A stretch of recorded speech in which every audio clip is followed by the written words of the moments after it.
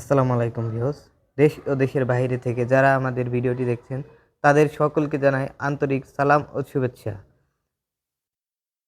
আজকে আমরা কিছু মেশিন নিয়ে কথা বলবো। এখানে দেখতে পাচ্ছি অনেকগুলো মেশিন। এই মেশিনটা কি মেশিন?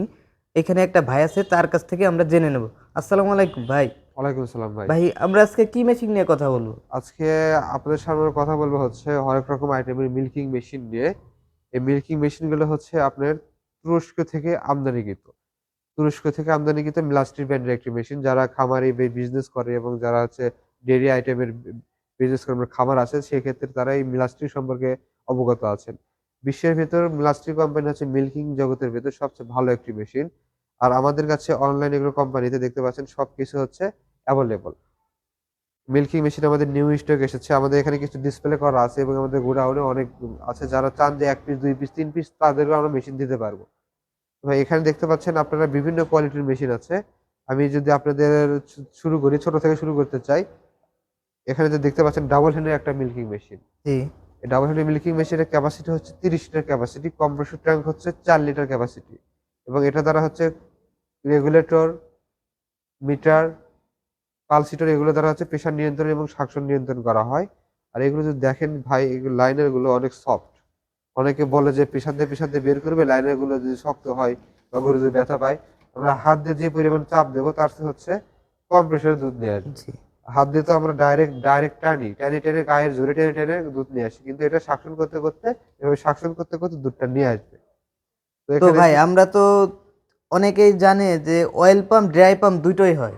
জি এইটা কি হবে? এটাতে হচ্ছে আপনি দেখতে পাচ্ছেন এটা হচ্ছে আমাদের অয়েল পাম্প মেশিন। জি, অয়েল পাম্প মেশিনের একটা সুবিধা হচ্ছে আপনার এটা মেশিনের শব্দটা কম হয় এবং হচ্ছে মোটরটা কুল বেশি থাকে। জি। ড্রাই পাম্পের ক্ষেত্রে শব্দটা একটু বেশি হয়, মোটরটা একটু টেম্পারেচার বেশি হয়। এই ক্ষেত্রে আপনি ১-১.৫ ঘন্টা পর পর মোটরকে একটু রেস্ট দিতে হয়। ১-১.৫ ঘন্টা না, আপনার প্রায় ২ থেকে ২.৫ থেকে ৩ ঘন্টার ভিতর আপনি মোটর রেস্ট দিতে হয়। এই ক্ষেত্রে এই মেশিনে কোনো রেস্টের প্রয়োজন নাই।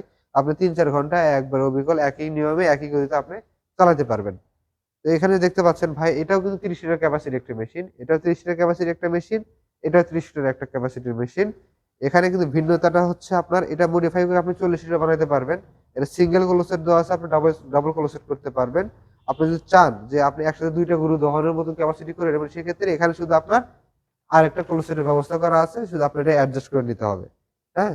আর এটা যে কম্প্রেসর ট্যাঙ্কটা দেখতে পাচ্ছেন, কম্প্রেসর ট্যাঙ্ক হচ্ছে ১৮ লিটার ক্যাপাসিটি কম্প্রেসর ট্যাঙ্ক।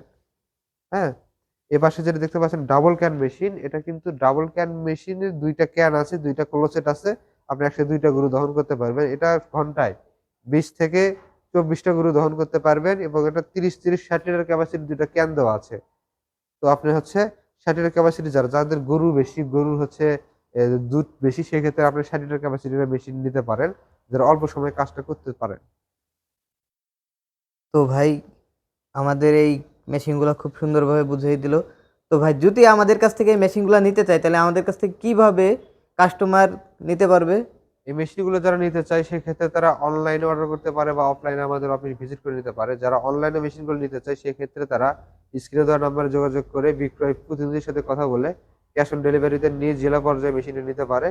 এবং যারা অফলাইনে নিতে চান সেক্ষেত্রে তারা হযরত শাহজালাল আন্তর্জাতিক বিমানবন্দরের অপোজিটে নন্দাপাড়া বৈশাখীর মোড় এবং সাদাপুর পট্টি সংলগ্ন মাদ্রাসা মার্কেট দ্বিতীয় তলা, এই ২ জায়গার যেকোনো এক জায়গায় এসে মেশিনটি ক্রয় করতে পারেন।